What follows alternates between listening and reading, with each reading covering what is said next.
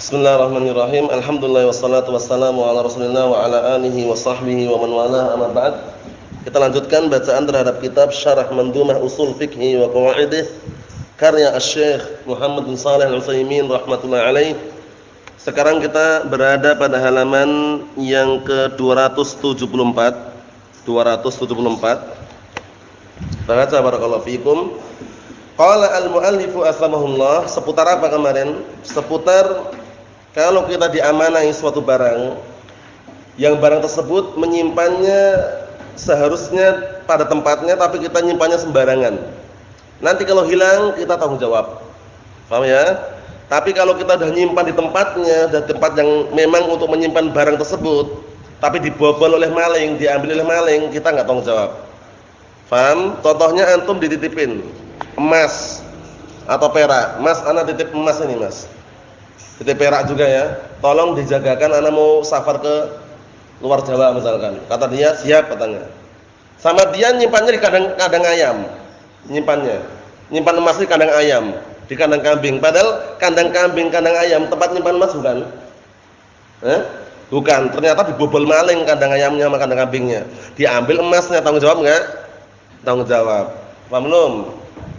Berbeda halnya kalau antum sudah nyimpan di kotak, di peti, memang khusus untuk nyimpan emas, sudah digembok, kemudian dikasih setrum juga situ, ternyata malingnya canggih gitu loh.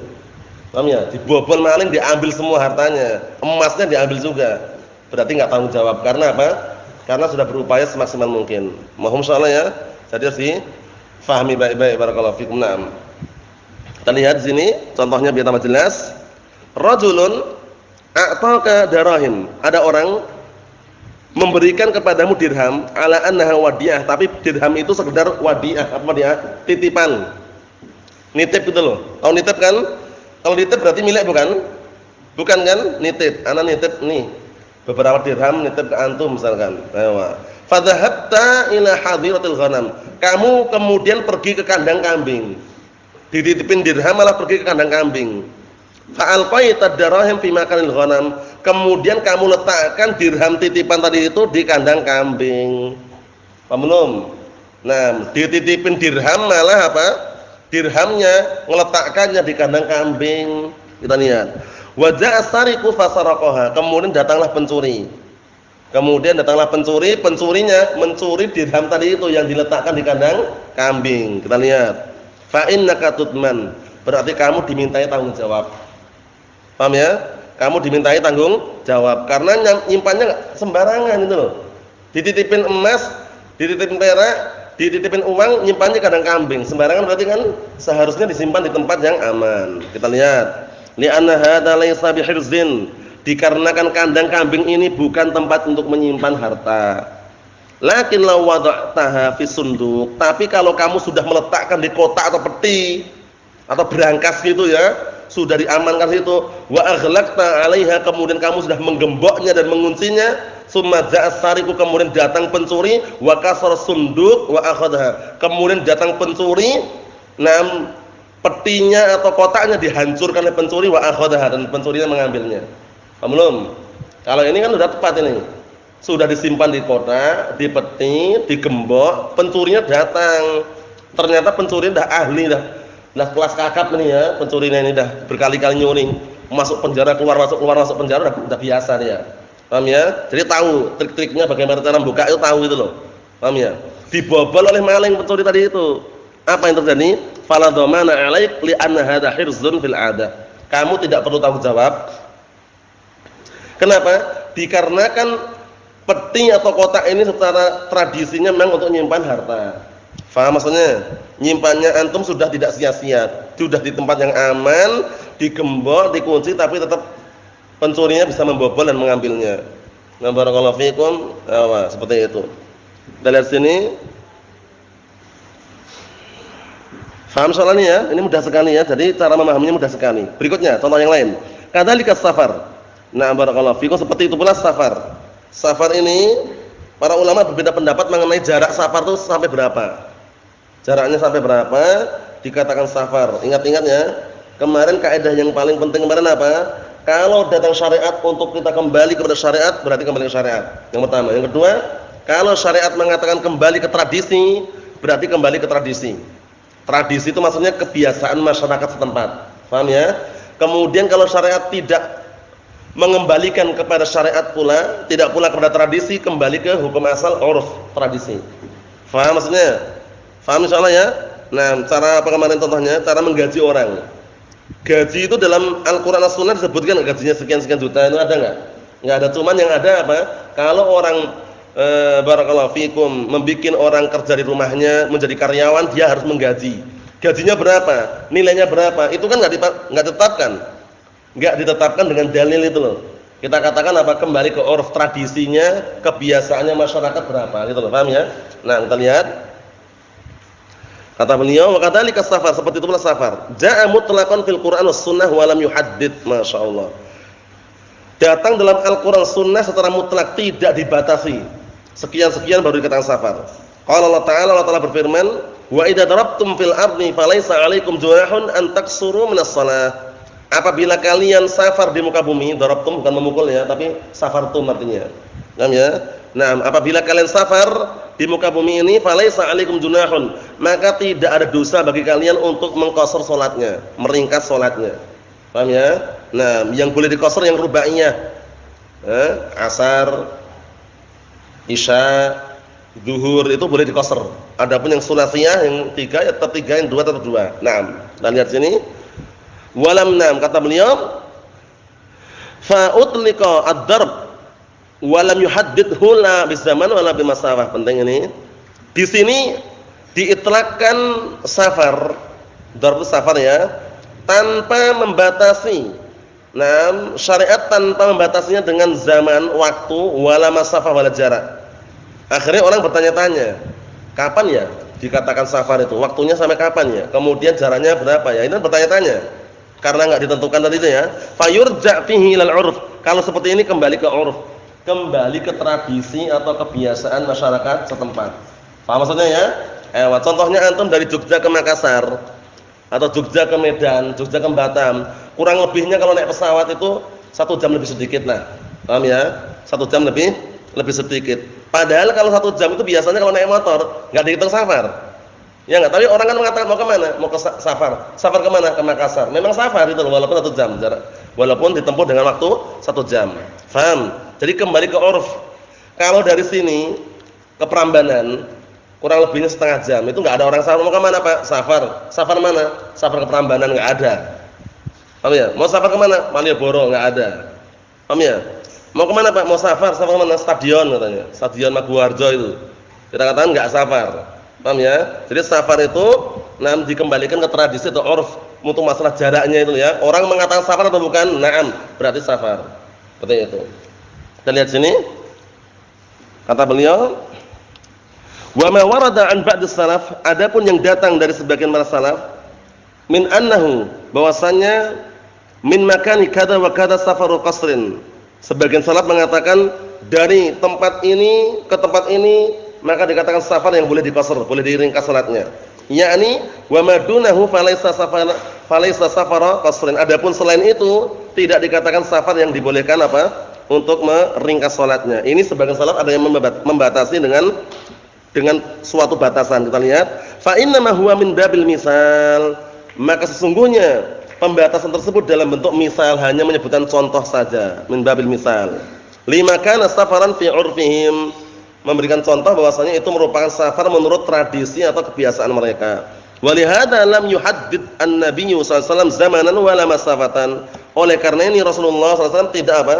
Tidak membatasi dengan waktu, tidak pula dengan jarak fi safaril qasr, mengenai safar yang boleh diqasar. Rasulullah enggak pernah membatasi. Berapa-berapa itu enggak pernah. Cuma contoh saja. Bal qala Anas bin Malik radhiyallahu anhu, bahkan berkata Anas bin Malik radhiyallahu anhu, kana Nabi sallallahu alaihi wasallam idza kharaja salasata amyal shalla rak'atain. Dahulu Rasulullah sallallahu alaihi wasallam apabila keluar safar, kalau sudah mencapai 3 mil, 1 mil kurang lebih 1,5 kg. 1 mil jaraknya kurang lebih 1,5 kg. Berarti kalau 3 mil kurang lebihnya berapa berarti? 4 kiloan ya. Ya kan? 4,5 kg ya kurang lebihnya ya. Ewa, seperti 4,5 kg. Kalau 4,5 kg itu jaraknya perkiraannya kalau ditempuh dengan jam berapa, Bang? Kira-kira tahu enggak? 4 kiloan. Hah? 10 menitan ya? Nah, padahal ini dilihat ini. Padahal itu Rasulullah sudah mengqasarnya ya. Nah, barakallahu fikum, beliau salat rakaat 2 rakaat masih dikosor.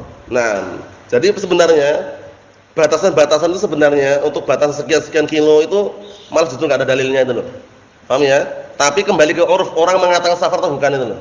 Kalau orang mengatakan safar, safar walaupun jaraknya dekat. Kelihatannya gitu. Paham ya? Kelihatan dekat walaupun 1 jam, setengah jam dengan pesawat misalkan tetap safar itu loh. Paham ya? Pesawat kan cepat sekali. Nah, kita lihat sini, fayurja fi dzalika ila al-'urf, maka seperti itu dikembalikan kepada uruf, tradisi atau kebiasaannya. Fama sammahun nas safaran fa safar. Maka semua yang manusia mengatakan itu safar, safar namanya. Wa ma laysa safaran, dan kalau seandainya itu bukan safar menurut manusia, menurut kebiasaan manusia fi urfin nas, fa laysa bisafar, berarti bukan safar. Berarti kembali ke mana? Uruf ini yang dikuatkan oleh Syekhul Islam Ibnu Taimiyah dan juga Imam Ibnu Qayyim Al-Jauziyah. Bahwasanya itu masalah safar, jaraknya berapa-berapa, kembali ke uruf. Kembali ke mana? Ke uruf, ke tradisi atau kebiasaan masyarakat setempat. Paham maksudnya ya? Nah, barakallahu fikum seperti itu. Nah, kita lihat sini. Barakallahu fikum, dan lihat lagi wa kadzalikal iqamah asna as-safar. Ini penting, akan kita bahas dalam kitab yang akan datang nanti, pembahasan masalah apa itu? At-Taysiratul Fiqhiyah, itu masalah safar. Orang dikatakan safar boleh muqassar, boleh menjamak itu kalau sudah berapa hari. Itu penting. Paham ya? Kesimpulannya, ingat kesimpulannya? Kesimpulannya kalau dia ingin meniatkan tinggal di tempat tersebut lebih 4 hari, begitu awal datang langsung sholatnya sempurna. Paham belum? Wahana nanti kemungkinan tinggal di sana 10 hari. Berarti meniatkan lebih dari 4 hari kan? Begitu sampai di tempat itu sudah enggak jamak, enggak mengqasar lagi, langsung sholat seperti biasanya, sempurna. Paham? Tapi kalau dia meniatkan hanya 4 hari, di waktu 4 hari itu boleh jamak, boleh qasar. Paham? Itu kesimpulannya udah. Di waktu 4 hari itu boleh jamak, boleh qasar. Kalau dia apa? Kalau dia meniatkan hanya 4 hari aja. Tapi kalau dia meniatkan lebih dari 4 hari, maka apa? Begitu datang sampai tujuan tempat tadi itu langsung dia sholatnya itmam, sempurna. Paham ya? Seperti itu. Na'am, barakallahu fikum. Ikhwan fi din, azza wa jazakumullah wa hafizakumullah jami'an. Nah, kita lihat lagi. Apa kata beliau? Wa kadzalikal iqamah asna safar fi baladin aw makanin barriyin. Seperti itu pula iqamah tinggal ketika di pertengahan safar. Maksudnya di perjalanan safar fi baladin, pada suatu negeri, aw makanin barriyin, atau tempat yang di daratan. Lam yuhaddidha asy-syara'. Syariat ini tidak pernah membatasi. Bi ayyamin ma'lumah, dengan hari-hari tertentu. Cuma nanti dilihat dengan apa? Dilihat dengan istinbat dalil. Au ashhur ma'lumah, atau dengan bulan-bulan tertentu. Au sanawatan ma'lumah, atau dengan tahun-tahun yang sudah ditentukan, enggak ada batasnya. Kalau sekian-sekian tahun, sekian bulan. Nah, kita lihat di sini. Walihada kana Nabi sallallahu alaihi wasallam yuqimu iqamatin muta'addidah mukhtalifah. Oleh karena ini, dahulu Rasulullah SAW itu apa? Beliau melaksanakan salat dalam keadaan apa? Beliau mukim dengan apa? Dengan berbeda-beda dan juga bermacam-macam. Maksudnya apa? Maksudnya itu beliau itu menegakkan salatnya itu macam-macam. Maksudnya macam-macam itu kadang qasar, kadang sempurna. Paham ya? Karena apa? Karena tidak ditentukan dengan waktu tadi itu. Cuman kita lihat wa yaksur fiha as-shalah, dan beliau pun ketika apa? Mukim dan juga tinggal dengan di berbagai macam keadaan dan juga bentuk yang berbeda-beda, beliau mengqasar salatnya. Faqad aqama fit Tabuk 20 yauman, bayangkan. Di Tabuk beliau apa? Salat dalam keadaan mengqasar itu 20 hari. Yaksur shalah, beliau mengqasar salatnya. Wa aqama fi Makkah 19 yauman yaksur shalah, dan waktu itu beliau tinggal di Mekah 19 hari. Itu juga apa? Juga mengqasar salatnya. Wa dzalika fi ghazwatil Fath, yaitu pada perang Fath. Wa aqama fi Makkah fi akhir safarin safarahu fi hajjil wada', dan beliau juga ketika tinggal di Mekah di akhir safar beliau ketika safar itu haji wada', asyatu ayyam, beliau 10 hari juga mengqasar juga. Kama sabata dzalika fi Sahih Bukhari, sebagaimana yang datang dalam Sahih Bukhari. Nah, ini semuanya dalil yang menunjukkan bahwasanya enggak ada batasan tertentu. Buktinya terkadang 20, kadang 10. Paham maksudnya ya? Nah, seperti itu. Kita lihat sini. Kata beliau, lamma su'ila Anas bin Malik dalam Sahih Bukhari ini, tatkala Anas bin Malik radhiyallahu anhu ditanya, "Kam aqama an-nabiy sallallahu alaihi wasallam li'annahu qadima?" Kam aqama an-nabiy sallallahu alaihi wasallam, berapakah Rasulullah barakallahu fikum tinggal atau mukim saat itu, li'annahu qadima fi yaumil Uhud, karena beliau datang pada barakallahu fikum pada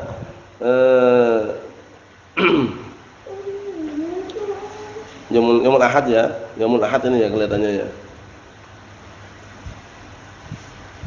Yaumul Ahad ya. Nah, karena waktu beliau datang pada hari Ahad Ar-Rabi' min Syahri Dzulhijjah, yaitu tanggal 4 bulan Dzulhijjah. Wa safara Makkah fi sabihatil yaum ar-rabi' asyar. Dan beliau safar dari Makkah pada pagi hari pada tanggal 14. Paham ya? Fa hadhihi 10 ayyam yaksur fiha shalah. Beliau pada 10 hari tersebut mengqasar salatnya. Walam yakulin Nabi sallallahu alaihi wasallam, dalam keadaan Rasulullah SAW tidak mengatakan man aqama kadza lazimul qasr. Enggak pernah Rasulullah mengatakan barang siapa yang tinggal sekian-sekian hari maka harus mengqasar, itu enggak pernah. Wa man aqama duna dzalik lam yaksur, dan barang siapa yang tinggal kurang dari hari tersebut enggak mengqasar, itu juga enggak pernah. Paham ya? Enggak pernah Rasulullah membatasinya.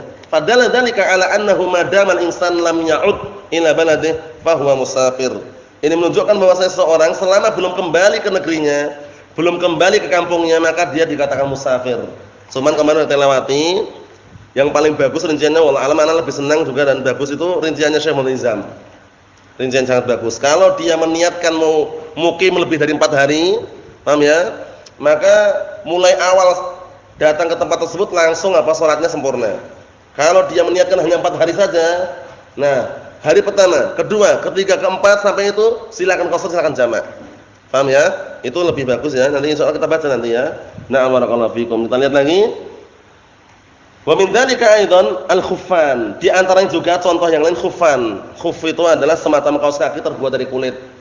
Tapi syaratnya harus di atas mata kaki. Paham ya? Jadi kalau ada kaos kaki gaul zaman sekarang di bawah mata kaki itu tidak memakai hukum khuff, tidak masuk dalam hukum khuff. Jadi antum usap enggak boleh. Paham belum? Kan zaman sekarang antum kalau di pasar antum lihat ada kaos kaki gaul enggak? Kaos kaki gaul yang di bawah mata kaki itu loh, pendek. Nah, itu tidak bisa kita kiaskan dengan khuf. Karena khuf syaratnya apa? Harus di atas mata kaki. Paham belum? Antum kalau di Yaman sana, antum bisa lihat khuf itu luar biasa, macam-macam bentuknya ya. Tapi yang paling bagus dan asli itu terbuat dari kulit sapi. Paham ya? Semua khuf di atas mata kaki. Paham belum? Sehingga apa? Sehingga kalau ada kaos kaki di atas mata kaki dikiaskan khuf. Kalau kaos kakinya di atas mata kaki. Tapi kalau di bawah mata kaki tidak bisa. Nanti hitung seperti sandal. Jadi enggak perlu diusap. Paham ya? Dilepas. Naam, seperti itu. Kita lihat. Wa min dzalika, termasuk contohnya juga kata beliau al-khuffan, yaitu 2 khuf. 2 kaos kaki kalau dikiaskan. Waradat as-sunnah, telah datang dalam as-sunnah anna Nabi sallallahu alaihi wasallam masaha 'alal khuffain, bahwasanya beliau sallallahu alaihi wasallam mengusap di atas khuffain. Bayangkan itu, yang diusap atasnya, padahal yang kotor mana? Yang kotor mana? Bawahnya. Karena agama bukan dibangun di atas akal, di atas dalil. Walam yashtaritun Nabi sallallahu alaihi wasallam fil khuffain syartan muayyanan, dan beliau tidak mensyaratkan dalam khuffain, 2 khuf tersebut syarat tertentu. Illa annahu labisahuma tahiratain. Ini ada. Kecuali syarat yang ini, yaitu bahwasanya beliau memakainya dalam keadaan suci. Jadi memasukkan khuf itu dalam keadaan apa? Dalam keadaan suci. Barakallahu fikum, seperti itu. Na'am. Jadi kalau posisinya dalam keadaan belum suci enggak boleh. Beda sama surban. Surban imamah ini antum pakai dalam keadaan suci atau enggak suci enggak masalah, langsung diusap boleh. Karena enggak disyaratkan kalau surban. Paham ya? Untuk surban imamah itu enggak disyaratkan ketika pakai harus suci, enggak harus. Paham ya? Boleh. Ketika suci atau enggak suci boleh langsung diusap, enggak masalah. Paham maksudnya? Tapi kalau khuffain syaratnya harus suci. Syaratnya apa? Harus suci. Karena nanti ada batasannya. Kalau dia mukim 3 hari 3 malam, jadi kalau dia mukim sehari semalam, kalau dia musafir berapa? 3 hari 3 malam. Paham maksudnya? Itu batasannya. Jadi bedanya itu ya. Kalau surban tadi harus suci atau enggak tadi? Enggak harus. Kapan mau pakai silakan tafadhol. Ketika wudu diusap enggak masalah. Paham ya? Walaupun dia ketika memakainya tidak suci. Mohon insyaallah ya. Nah, pahami baik-baik. Nah. Ikhwani fi din azza wa jazakumullah, kita lihat lagi. Kata beliau wa anna masahahuma fi muddatin muayyanah. Ini penting karena ada dalilnya. Dan bahwasanya beliau mengusap keduanya pada waktu yang telah ditentukan. Salah satu ayyamin bilayalihinna lil musafir. Untuk musafir 3 hari 3 malam. 3 hari 3 malam. Wa yaumun wa lailah, sehari semalam lil muqim, untuk yang muqim. Faham? Mulai dihitungnya ketika dia mengusap. Gini maksudnya. Zuhur antum wudu. Kan musim dingin ya wudu. Setelah wudu antum pakai khufnya. Itu belum dihitung. Hitungnya nanti awal kali antum mengusap baru dihitung. Nah, ketika asar antum batal. Wah, batal ini. Kalau dilepas dingin sekali. Kalau enggak dilepas anda rukhsah diusap saja. Paham ya? Nah, mulai ngusapnya dia apa? Waktu asar. Berarti itu baru dihitung 1. Baru dihitung mulailah itu. Mulai ngusap pertama itu baru dihitung, bukan mulai makainya ya. Ingat-ingat, hitungannya bukan dimulai dari makainya tapi apa? Dari mulai apa? Mengusapnya. Paham belum? Paham? Hitungannya berarti diawali ketika makai atau mengusap? Mengusap. Yang keliru ya. Nah, seperti itu. 3 hari 3 malam untuk yang musafir. Sehari semalam untuk yang muqim. Seperti itu. Nah. Ikhwani fid din, azza wa jazakumullah wa hafizakumullah jami'an. Kita lihat lagi. Kata beliau di sini, fa idzan naqul, jika demikian kita katakan yamsah ala kullin ma yusamma khuffan urfan. Maka yumsah ala kulli ma yusamma khuffan urfan. Maka boleh diusap setiap sesuatu yang dinamakan dengan apa? Khuf secara urf. Sekarang kaos kaki yang di atas mata kaki, mirip enggak dengan khuf? Mirip, cuman khuf terbuat dari kulit. Oleh karena itu boleh diusap, paham ya? Tapi kalau sepatu, sandal, itu masuknya dalam kategori hida, itu dilepas, paham ya? Nah, barakallahu fikum. Kalau bentuknya kaos kaki, tapi di bawah mata kaki, dilepas juga. Nah, karena khuf itu, nah barakallahu fikum, di atas mata kaki. Nah, kita lihat sini, wa hadha huwal qaulur rajih, ini pendapat yang kuat. Wa annana la nashtarit syurutan fi jawazi mas'al khuffain lam tasbut fil kitab wal sunnah. Dan kami tidak mensyaratkan syarat-syarat untuk masalah pembolehan mengusap 2 khuf tadi itu yang tidak datang dalam Al-Qur'an sunnah. Kami tidak mensyaratkan. Yang kami syaratkan adalah yang datang. Li'annana idza syaratna syurutan dayyaqna nitaqal masih. Penting. Dikarenakan kami kalau mensyaratkan dengan syarat-syarat, niscaya kami akan mempersempit nah barakallahu fikum kemampuan untuk mengusapnya. Kalau disyaratkan syarat banyak. Walaysa li ahadin tadyiq ma wasa'ahullah, dan enggak ada seorang pun yang diperbolehkan untuk mempersempit perkara yang Allah Taala lapangkan atau perkara yang Allah Taala luaskan. Paham belum? Ingat-ingat, mengusap khuffain itu tidak harus khuf yang benar-benar khuf, tapi semua yang nah barakallahu secara urf dikatakan khuf, mirip dengan khuf, kaos kaki atau semisalnya masuk. Paham ya? Misalkan antum sakit, wah bingung sekali enggak kuat, antum pakai kaos kaki. Ingat-ingat ya, syaratnya di atas mata kaki ya boleh diusap.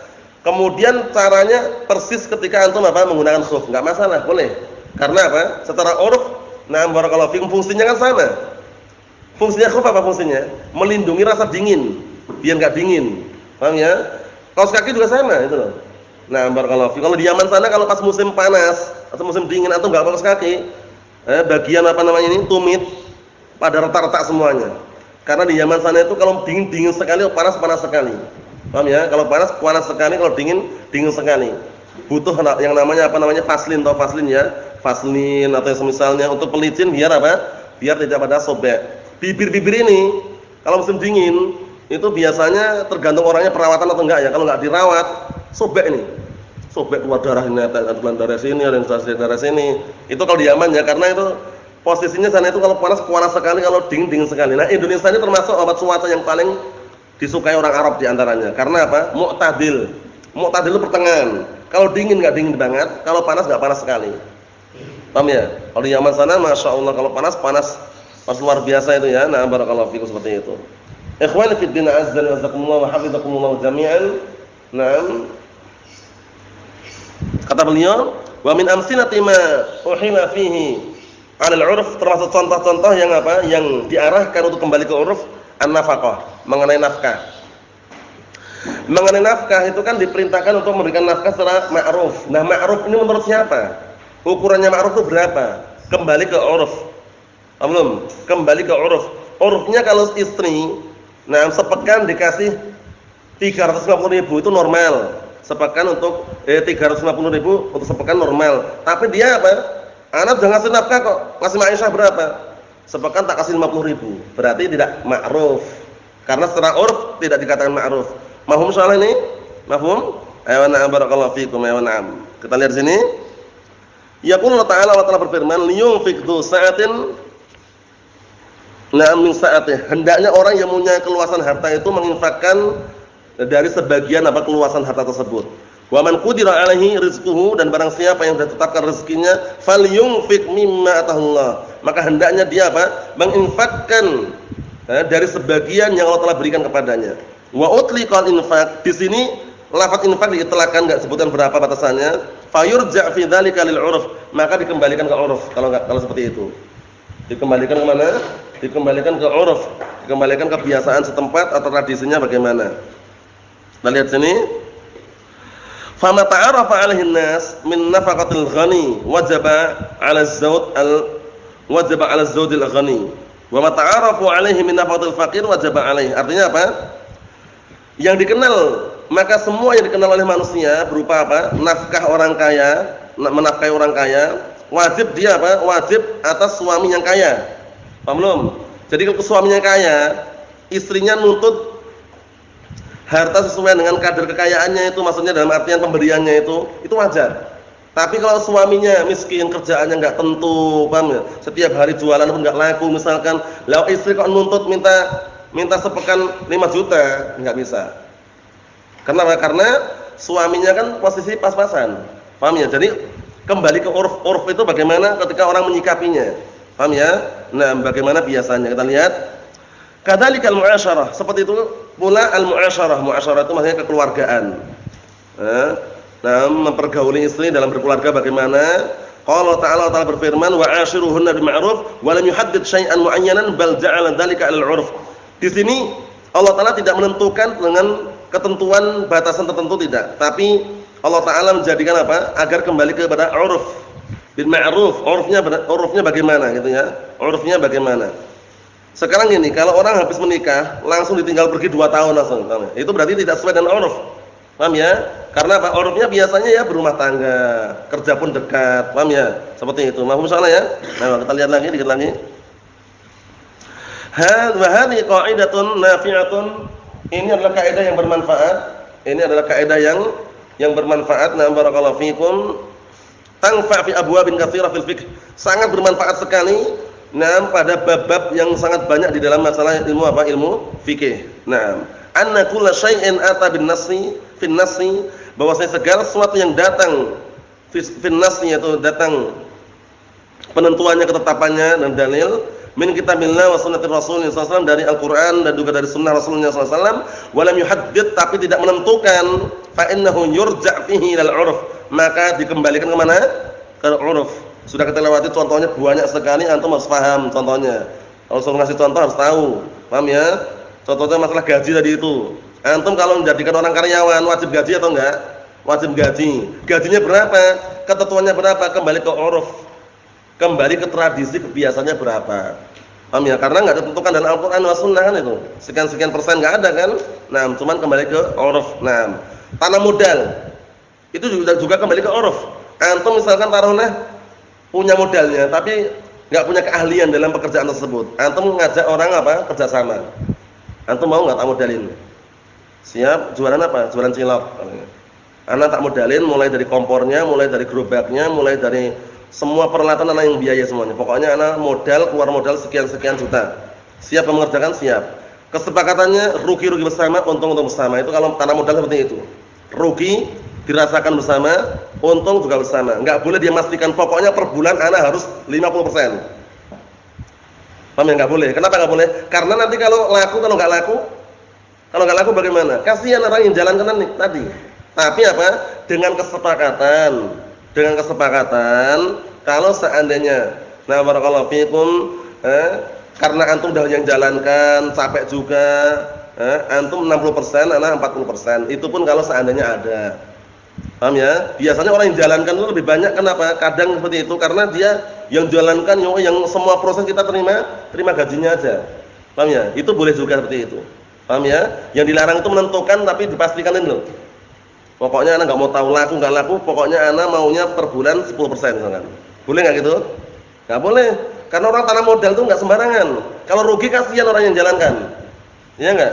Nah, seperti itu. Tapi kalau ternyata kerugian itu tanpa sengaja, rugi-rugi bersama. Uangnya ambles, rugi, kemudian bangkrut, kemudian enggak ada hasilnya. Yang menjalankan dia rugi tenaga, udah kerja ini rugi capek sekali, yang punya uang rugi harta. Paham maksudnya ya? Seperti itu. Kita lihat dikit lagi. Wa masabaqa minal halatis salas. Dan kita lewati dari 3 keadaan yang kita lewati, innama huwa fi babil muamalat. Itu semuanya dalam bab al-muamalat, bab seputar apa? Muamalah transaksi, akad jual beli atau yang semisalnya. Wa amma fi babil ibadat fa'arafna min qabl annahu la yumkin an ya'mal insan ibadatan illa bi idzni syari'. Penting ini. Kalau dalam masalah ibadah jangan kembali ke uruf. Masalah ibadah harus kembali ke mana? Syariat. Paham ya? Antum berpakaian, berpenampilan, paham ya? Kemudian antum salat, puasa, zakat kembali ke syariat. Kalau kembali ke adat, bejat, rusak. Paham ya? Adat di kampung bagaimana? Kalau orang meninggal dunia ngapain mereka? Geleng-geleng kepala kan? Berapa hari? Ada yang 7 hari, 100 hari, ada yang sewonan, paham ya? Orang kampung, orang awam, itu kalau kita ngikutin adat mereka dalam masalah ibadah rusak. Karena mereka kebanyakannya apa? Ritualnya bid'ah gitu loh. Orang meninggal dunia, 3 hari setelahnya, 7 hari setelahnya apa? Geleng-geleng kepala. La ilaha illallah, la ilaha illallah. Afdhalul dzikri fa'lam annahu. La ilaha illallah, geleng-geleng kepala gitu ya. Nah, itu barakallahu fikum. Dalam masalah agama, dalam masalah ibadah jangan ngikutin adat tradisi kalau berseberangan dengan syariat. Tapi kalau tidak berseberangan dengan syariat, paham ya? Itu tidak masalah. Kita kan diperintahkan untuk apa? Untuk barakallahu fikum ukhuwah, persaudaraan. Apalagi di kampung, di masyarakat ya. Urufnya bagaimana? Kalau antum lewat di kampung biasanya menyapa, sapaan-sapaan tersebut kita perkenalkan dengan sapaan yang bagus dulu. Ya enggak? Nah, apa itu sapaan yang bagus kaum muslimin? Salam, assalamualaikum. Mereka lama-lama akan jawab waalaikumsalam. Kalaupun mereka enggak paham dengan sapaan yang lain, mari Pak, tafadhol Pak, silakan Pak. Enggak masalah. Itu enggak bertentangan dengan syariat. Paham ya? Tapi kalau antum lewat merengut, wajahnya merengut, enggak senyum wala syai', paham ya? Kemudian ditanya pun diam aja, itu jangan. Itu termasuk apa? Termasuk kurang tepat. Karena Rasulullah SAW menyatakan dalam hadis yang sahih, la yahqiranna minal ma'rufi syai'an, la tahqiranna minal ma'rufi syai'an walau antal fa'akhaka biwajhin talib. Jangan sekali-kali kamu meremehkan kebaikan sedikit pun, sekecil apapun, walaupun kamu ketika bertemu saudaramu dengan wajah yang berseri-seri. Paham ya? Maksudnya kalau di kampung orang awam itu kan yang mereka cari kan biasanya ya, itu akhlaknya dan adabnya biasanya. Paham ya? Jadi kalau lewat nyapa aja assalamualaikum. Biasanya mereka iman jawab waalaikumsalam, atau mereka jawabnya iya mari. Kita salam jawabnya kayak gitu mereka. Atau karena terbiasa kadang kita belum salam mereka salam duluan. Assalamualaikum. Paham ya? Mereka duluan yang salam. Ya ini mungkin kalau antum di pondok enggak merasakan, kalau di kampung biasanya merasakan. Paham ya seperti itu. Ini sekedar apa? Kalau masalah ibadah jangan kembali ke adat. Kembali ke dalil. Kembali ke syariat. Naam. Wa qaluhu fabil urfi iktarana al-khabar uqturina al-khabar bil fa. Khabarnya ini digabung dengan fabil urfi li'anal mutada qul. Dikarenakan mutada yaitu qul mudammanun makna syarat, karena di situ mengandung padanya apa makna syarat min haitsul umum. Maksudnya bagaimana? Maka semua yang tidak ditentukan oleh syariat untuk kembali ke syariat, tidak pula ditentukan untuk kembali kepada tradisi, maka kembali ke hukum asalnya pada uruf tradisi. Ini dalam masalah muamalah, ingatnya ya, dalam masalah apa? Muamalah. Untuk masalah ibadah mulai dari pakaian, mulai dari salat, puasa, zakat, haji, semuanya kembali ke dalil, ke syariat, bukan kembali ke adat. Paham ya? Jadi kalau antum hidup di masyarakat, ya, kalau kita sudah tahu pakaiannya Rasulullah yang syar'i bagaimana, ya berpakaian syar'i, bukan ngikutin adat. Paham ya? Nah, barakallahu fikum seperti itu. Berarti kita selesaikan yang ini, yang berikutnya insyaallah taala pada pertemuan yang akan datang. Walhamdulillahirabbil alamin.